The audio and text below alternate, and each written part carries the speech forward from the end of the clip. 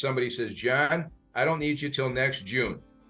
I'm not going to wait till next June to call them. I'm going to call them once a month. Exactly. Because it's all happened. This has happened to every one of us. You wait till next June and he answers his phone. John, we're already in Tampa, Florida. 100%.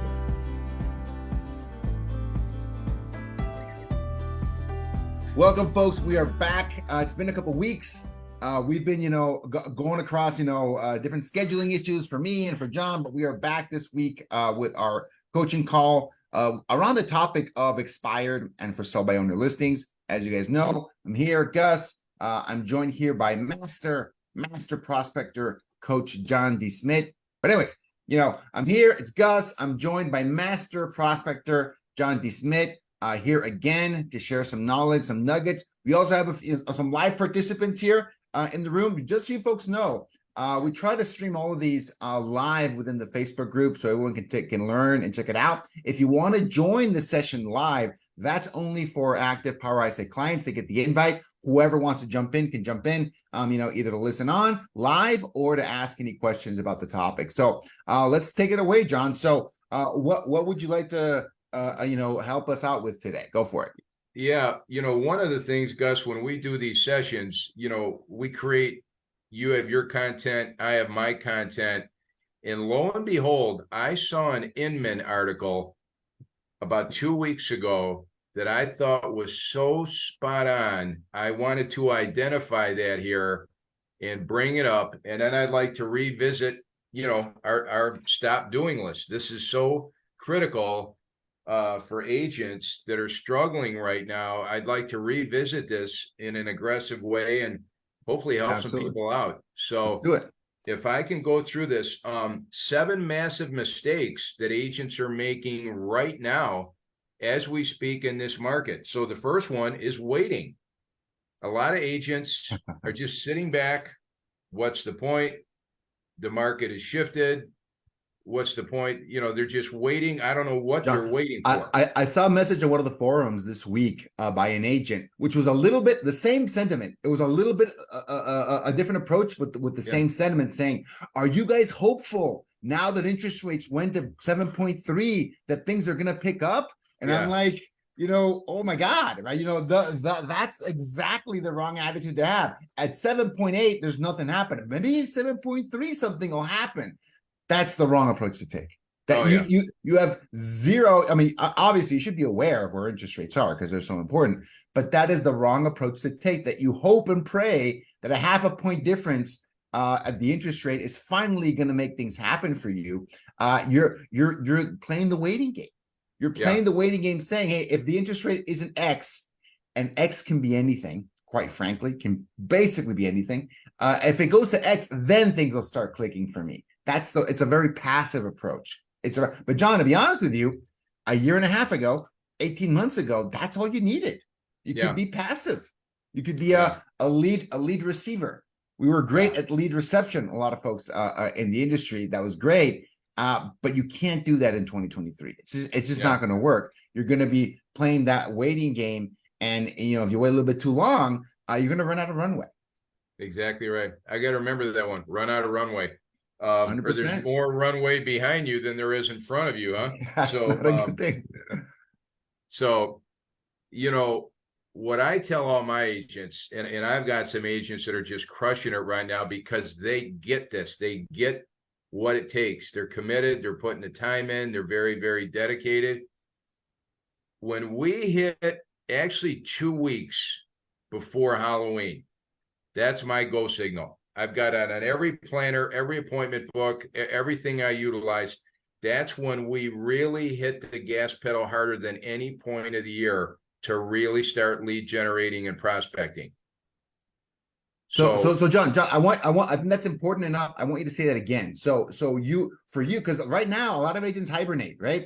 They go into, that's fatal. Although this year is different though. I think a lot of agents struggled in the spring and the summer with less deals than they usually do.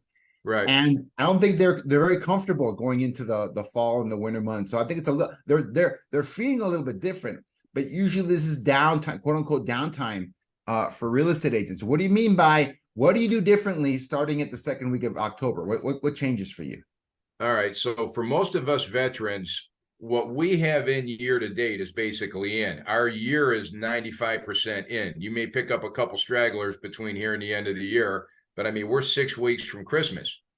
So by October, plus or minus Halloween, I tell everybody now is when you want to be lead generating harder than any other time of the year, because you're laying the groundwork for the first and second quarter of 24. And I'll be honest with you, Gus, if they can't see that now, it's almost like they should go in another line of work. If you're not thinking that by October, November, like, I don't know what they've been thinking or doing all summer, whether I was a brand new agent 20 years ago in Michigan or here now in Charlotte, where we're almost at ground zero inventory now. We're almost at ground. It's worse now than it was 3, 4, 6 months ago. Wow. If you don't know now that you got to go out there harder than ever lead generating, you've missed the bus. The train has left the station. So waiting will just put you further behind. 100%. And this is not complicated. These things are pretty easy to use. Just start talking to people. We've had hundreds of discussions about why you prospect, how you prospect, the science of it, how to use the phone, how to track things. And if they're not putting the time in, we got another visitor coming in here. Yep, they're just missing the biggest. This is the time when everybody's thinking about it.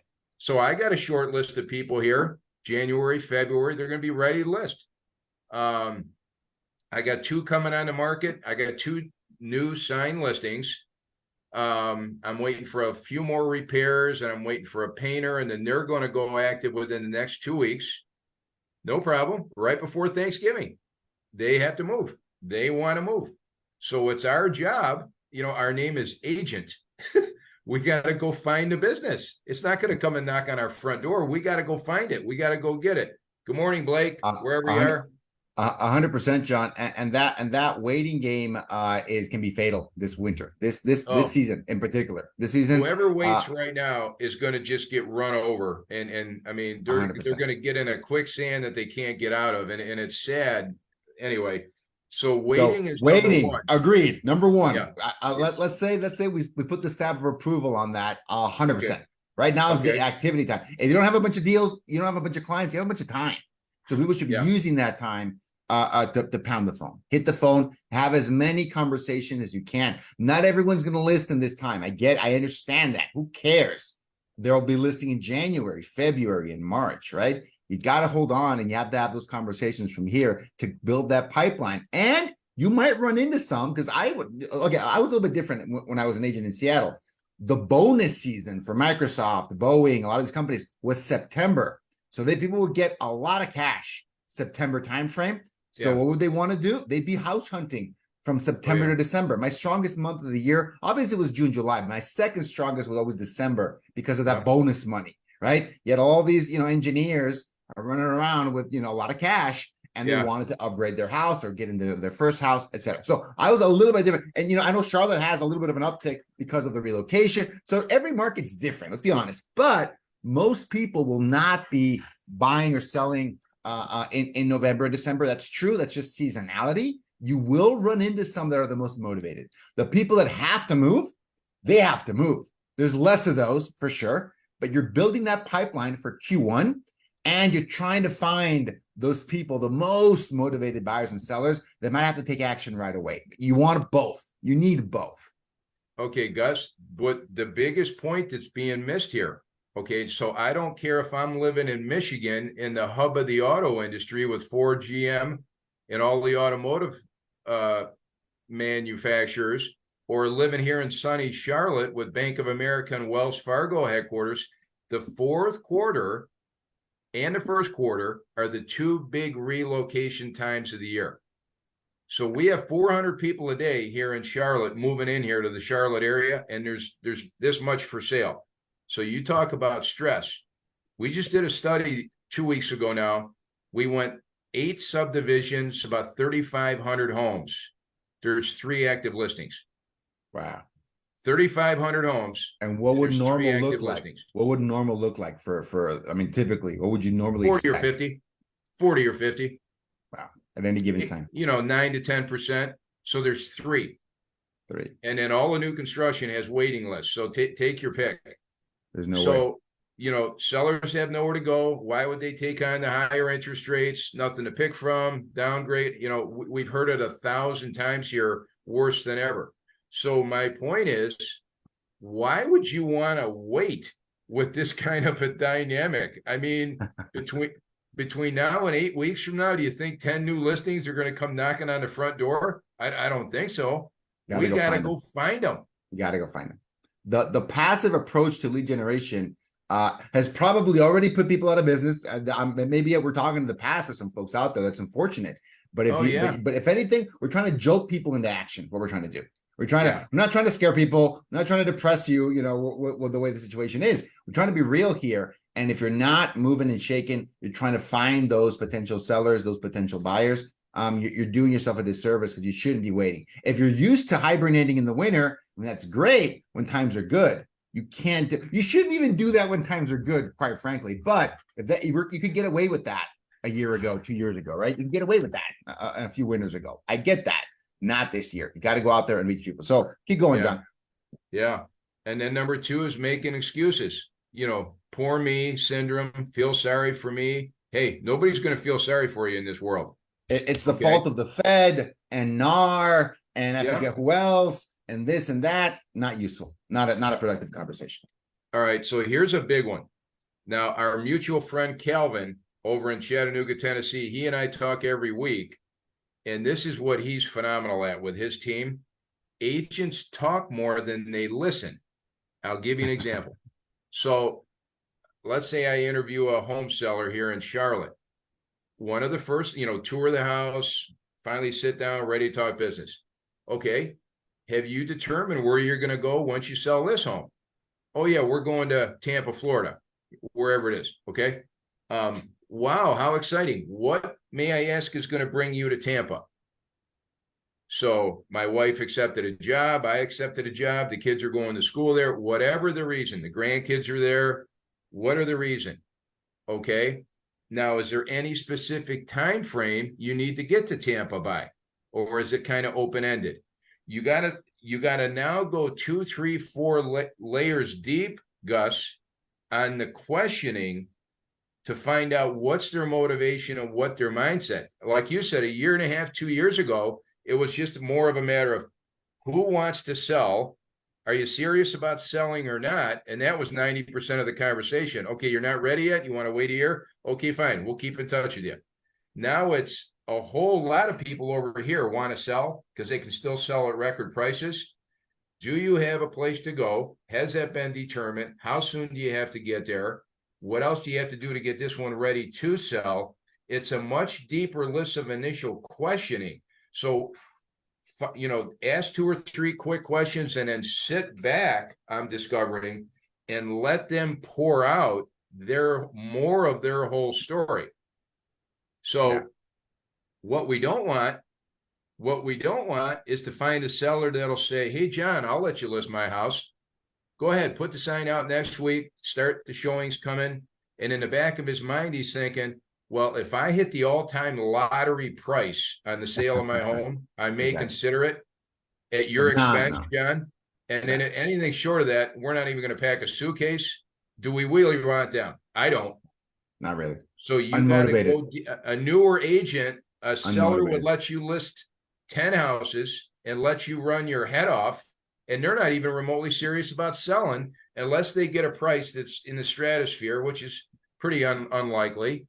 Yeah. So let's do a deeper dive on the initial Q&A. Like Calvin always says, our dear friend here, the questions you asked are more important than what you have to tell them in many instances right now, more than 100%. Ever before. The questions 100%. You ask are more critical than ever before and have a keen sense of how they're answering you. If they're only lukewarm interested, do you really want that? Okay. So 100%. And John, I want to throw one thing in there. And this is 100% true. Calvin is a master at this 100%. And if I, for me, if I'm listening to a call, because I still do a lot of that.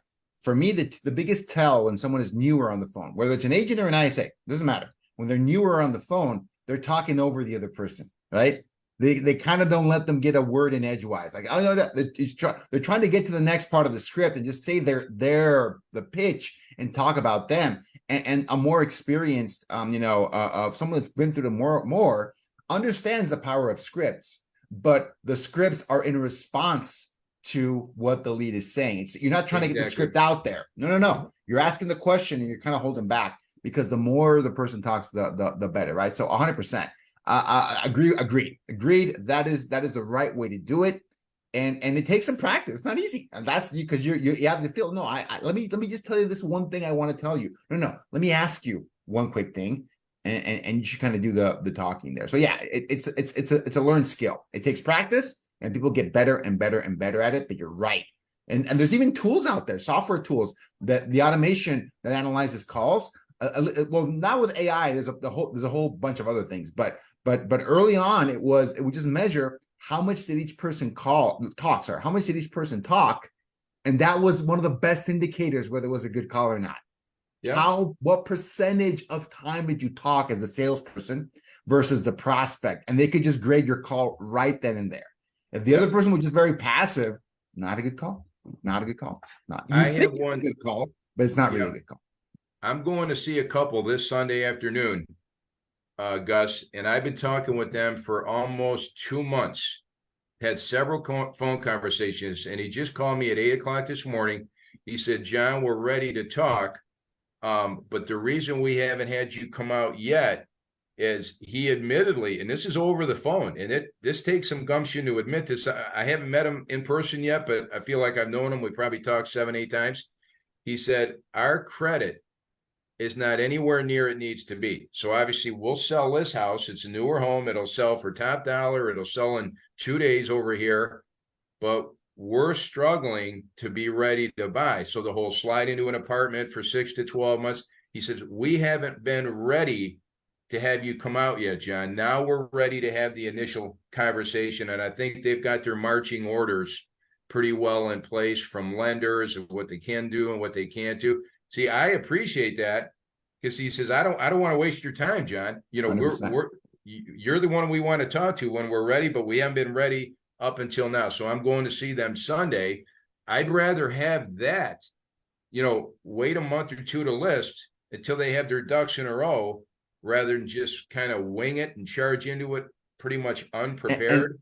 And that can be a little contradictory for folks, right? They're listening. Oh, we're struggling for business. There's no business, and you guys are telling us to, drill down and be more selective with the sellers. The reason we're saying that is because given the market, only the most motivated buyers and sellers are worth your time.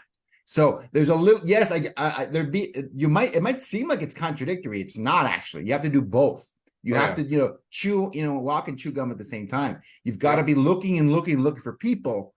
But given where the market is, you've got to be more selective, because sellers that are not serious, number one, they won't even go on the market. I believe, John. I think there's less sellers now that are just going to go on the market and test the waters. There's just less of those. You've got to find the folks that are more serious. And it all comes down to motivation. Are they even willing to be forthcoming with their motivation? Are they willing to entertain that? And it might not come up in the first conversation. You really got to drill in and find out what their actual motivation is. And if they're not willing to let you in at any point, that's also an answer.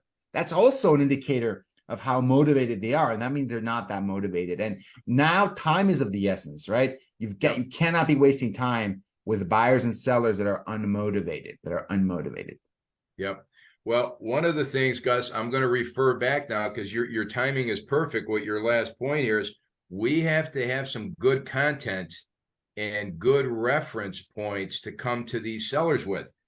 You and I talked about my custom flyers, my custom mailers. These latest 2 listings I just got are from the content on this flyer. That's how I got them both. So, reasons to list in the fall. Has anybody ever thought of that? Reasons to list in the fall. So you got a lot less competition, biggest relocation time of the year. The buyers that are out looking now are real serious before the holidays. They got to find a home. Okay. Homes show better this time of the year. Most people are putting their decorating up. Okay. Market updates. Many homes are still selling at or higher than record prices. Extreme low inventory gives sellers a huge advantage still. Many more buyers and sellers.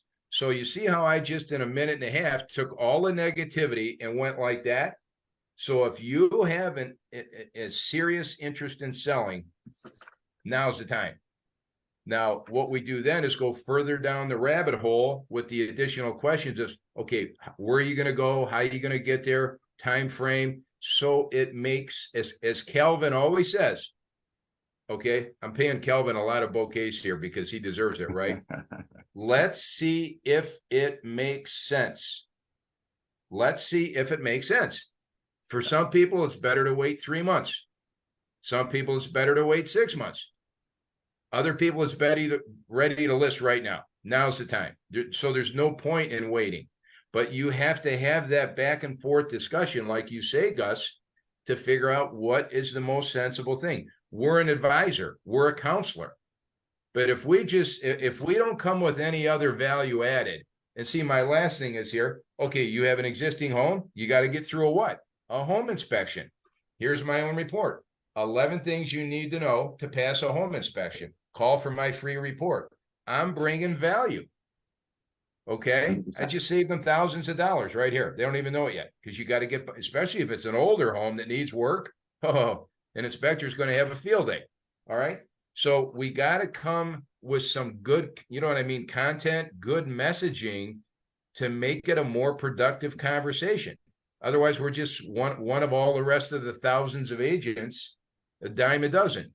So 100%. That's what I think. Then should I go on and finish this list here? Go for it. Okay. Number 4 is worrying about things you can't control.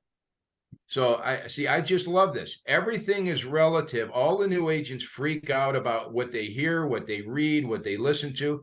Listen, whether the interest rates are 2, 6, 10, or 26, we can't control it.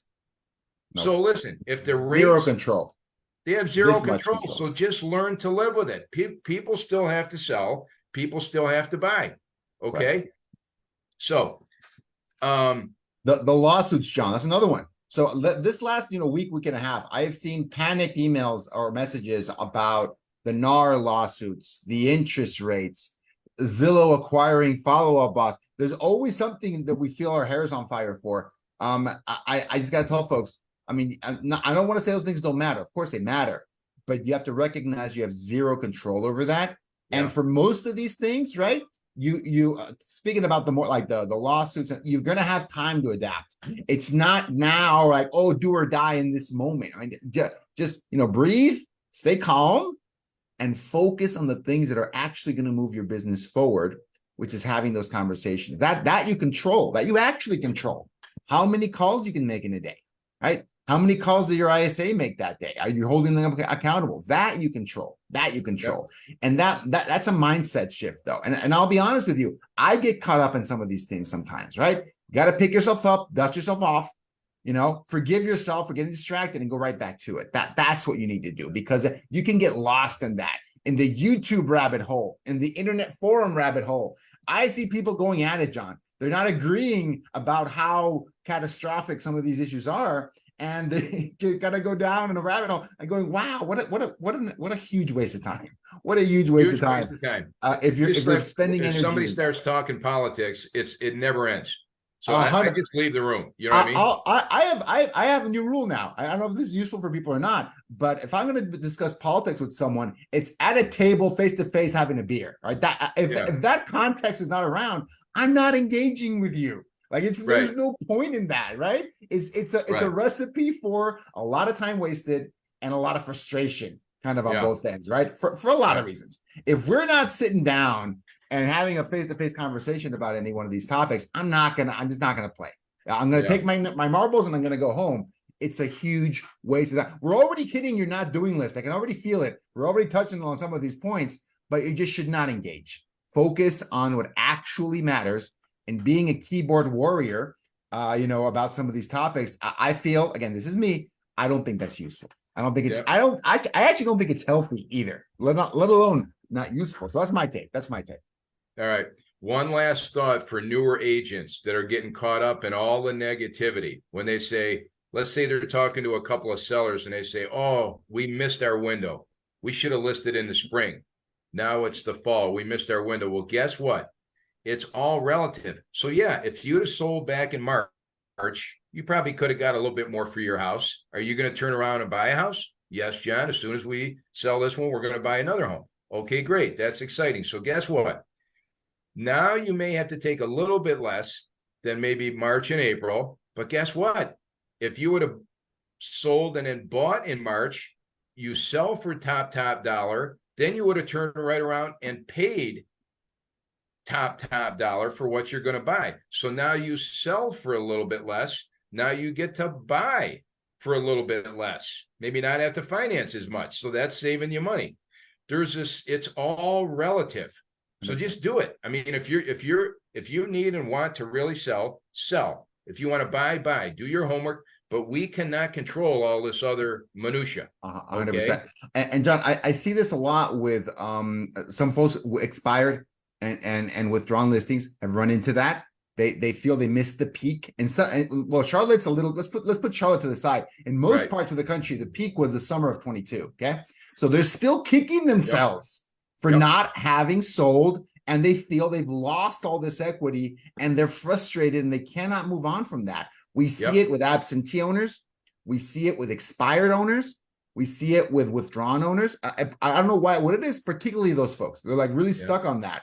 And my recommendation, when you find an objection, oh, I should have, it comes out in different ways, but they're frustrated that I should have sold back then. I should have done this. I should have done that. And for some people, they brush it off and they don't care. For some people, they just really can't let go of that. And my recommendation is, don't engage with that objection. It's a road to ruin. Whether you agree or disagree, it doesn't really matter. Go to motivation. So selling that home, what were you going to do if you get this home sold? What was going to be the next plan? Right. Don't engage. Redirect that objection, that negativity. That what I'm trying to look for a term here. They just can't forgive themselves, right? They can't move past that, and for some people it's really, really hard. Don't engage. Ask them the next question. Try to drill in that motivation, because if that motivation is still there, if they still qualify, why aren't they making the move?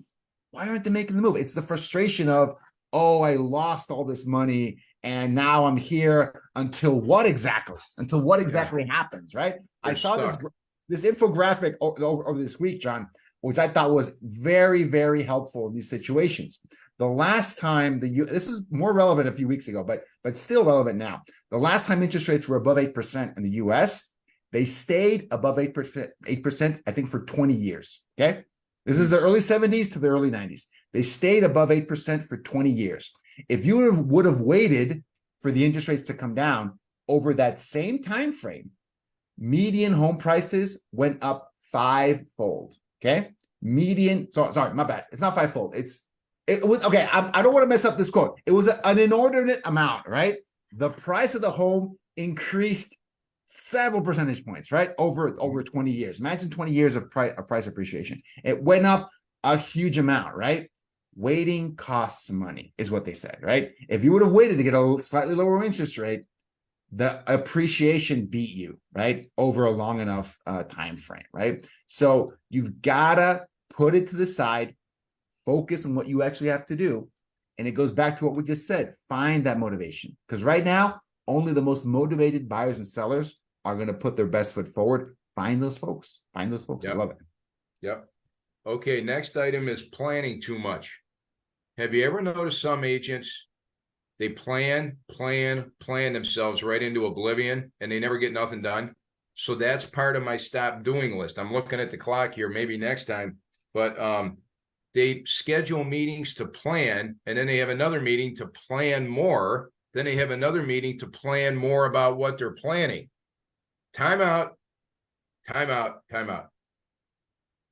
Jump in the pool. Okay, just jump in the pool and use this thing as your best friend. Forget all this over the top planning.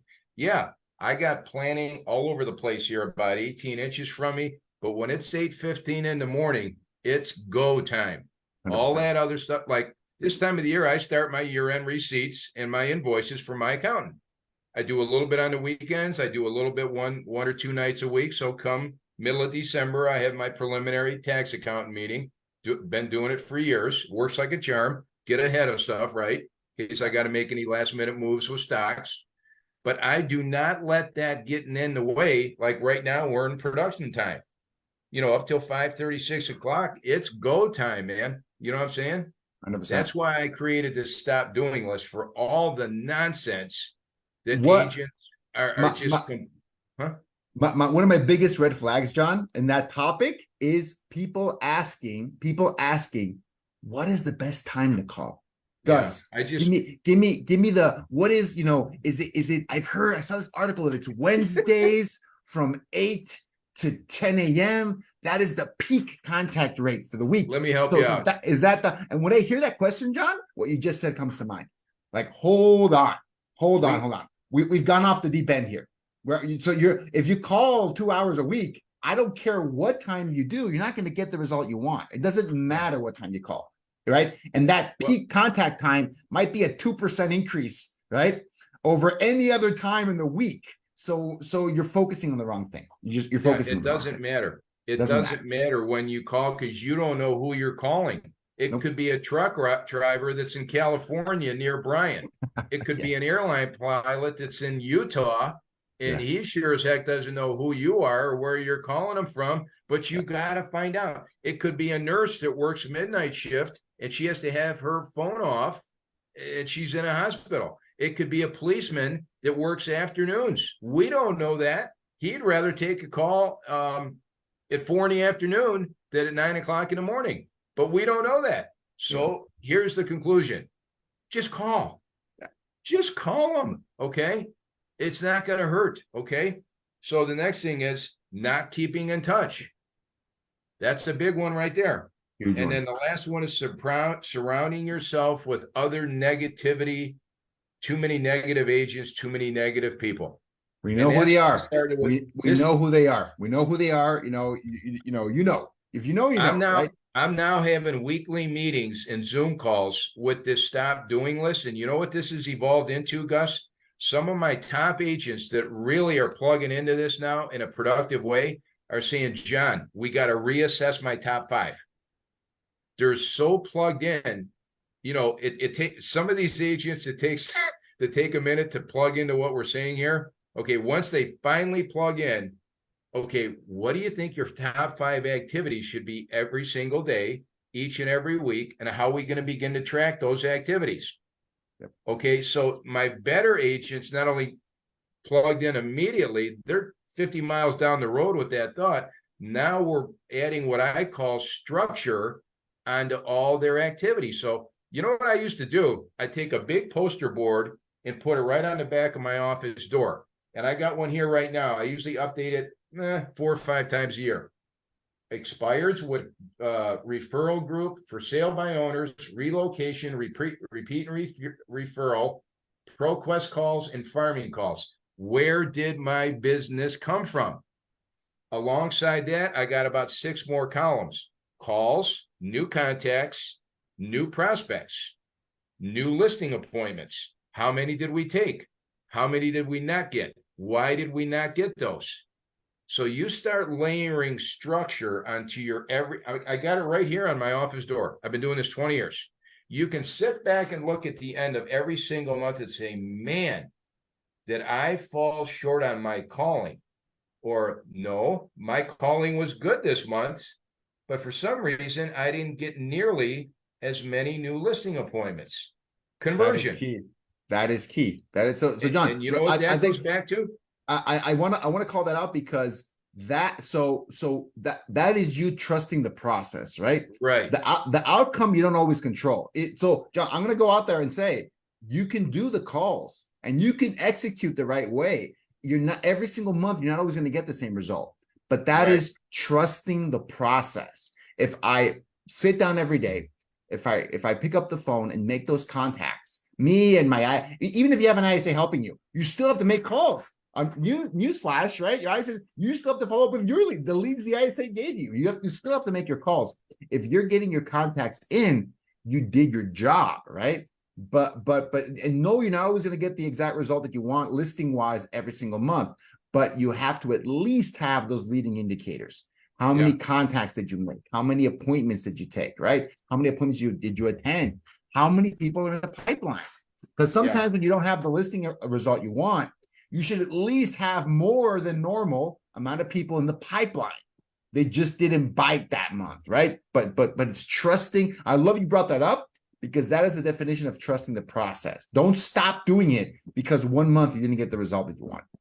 Well, here's the way we look at this, Gus. I mean, this is anything short of this, what I'm going to read off here now, to me, we're just flat out burning daylight. That's my favorite saying. We are burning daylight and letting the days go by. We track 8 different things. Now, you don't have to do all 8 every week, but you should get there at some point for more experienced agents. Calls, contacts, leads, prospects, appointments, sales, closings, commissions. I call it simply fanatical tracking. But guess what's the most important one of the 8? Guess what's the most important one? Brian, you've been paying close attention. What's the most important thing on this list? Calls. Oh, number 1. If the calls stop, that's the gas that starts the car. Then everything else begins to collapse. So I have 3 agents. One's in Michigan and 2's in Georgia, as a matter of fact. They wear me out every week. They can't wait to tell me what this week's activities look like, and we sit back and talk about it for 30 minutes. Okay, so your calls were up, but your appointments drooped a little bit last month. I wonder why that is. So you know what we revisit? Their messages. What are you bringing to the conversation? And 100%. when they get a little more refined on taking that conversation to another level, bam, then the appointments spring up. And then, because then the seller's like, wow, well, she sounds really well informed. We better have her come out here and make sense of whether we should list now or wait 6 months, because she impressed them enough on the phone with some of these other updated content ideas that got her the appointment. Everything else, you're just winging it. So tracking is everything, Gus. This is a big part of the stop doing list. So I don't mean to keep juggling these, but it's so critical. Newer agents got to plug into this, or I got news. 2024 is going to be a rough ride for them. If you're not more focused and going to more conferences and talking to more people about what the best conversation talking points should be right now, you're going to get hit with a tidal wave that you're not going to recover from. Because guys like me spend 60 hours a week looking for one little half of a sentence that can get me one more listing appointment. It's got to be that refined, or the world's going to, because the seller's going to say, why should I? Why should I? If I'm sitting on a 3.25% interest rate, John, and I got a ton of equity in my house, and we want to move to Myrtle Beach, why should I even take that on? Got to be able to answer that. So you got to have the next layers of conversation ready to go. And like Calvin says, let's see if it makes sense. Yeah, let's find out. So, but while they're there, you made a great rapport. Brian worked like heck to get that appointment. He got the appointment and went there and made a whole lot of sense to the client. And the conclusion was, Brian, you're great. Thanks for coming over here so well prepared. So let's do this. Call us in the middle of January, and we'll probably be ready for you to list it around February 1st. Now, the people that have given up for this year wouldn't even have had that phone call, let alone that great appointment, let alone a listing that's now going to happen February 1st. Or for that matter, June 1st. A listing next June is just as valuable as one that's here right now in November, right? I can't see how people can't see that. You know what I'm saying? When they just kind of go away and just kind of hibernate, as you say. Well, the world's passing them by. So, John, tactical question. If you meet with someone right now in November and they say, you know what, I'm loving it, we're connecting, give us a call in the middle of January, because I think we're going to go on the market February 1st. Yeah. So do you wait until the middle of January for the next call, or what does your follow-up look like for people that are you've met with, you've connected with, good connection, but they're going to be listing in January and February? What's your follow-up look like for those folks? All right, so you're talking roughly 8 weeks. is what you're saying. So that's nothing. That's nothing. What I do is I'm going to call them every 2 to 3 weeks in between the 8 weeks to make sure that that timing is still on track in case something were to change. The epitome of that whole thought process is somebody says, John, I don't need you till next June. I'm not going to wait till next June to call them. I'm going to call them once a month. Because it's all happened. That this has happened to every one of us. You wait till next June and he answers his phone. John, we're already in Tampa, Florida. 100%. That's going to happen because you let the grass grow around you. That's fatal. You got to call them once a month. I've even had that happen with sphere leads, right? I've seen that happen even with people that already know, like, and trust me. You wait too long, you don't check in with them. They've already made the move. If they forgot to call you, another agent, a skilled agent, came in the middle and took the deal right from under you. Yeah, if that can happen with your database sphere, that can absolutely happen with an expired for sale by owner, withdrawn, canceled. Here's all you got to tell them, Gus. I was just teaching this the other day. I was in front of a room full of agents in Atlanta. So I just talked to somebody 2 weeks ago, and he told me don't call until February or April or June, like you just said. So I'm calling him.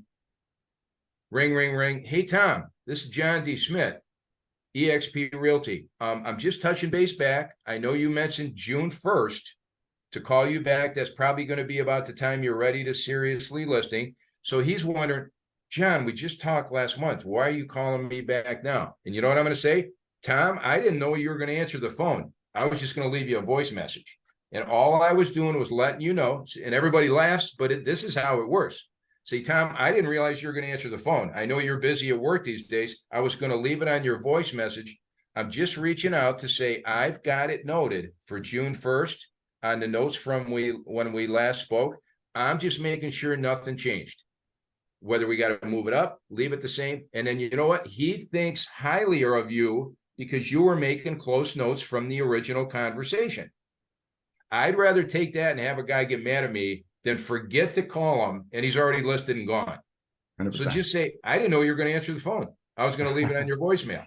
You know, another thing I recommend, John, is you can have another way to kind of justify that call. Oh, I asked for a call later. Oh, you know what?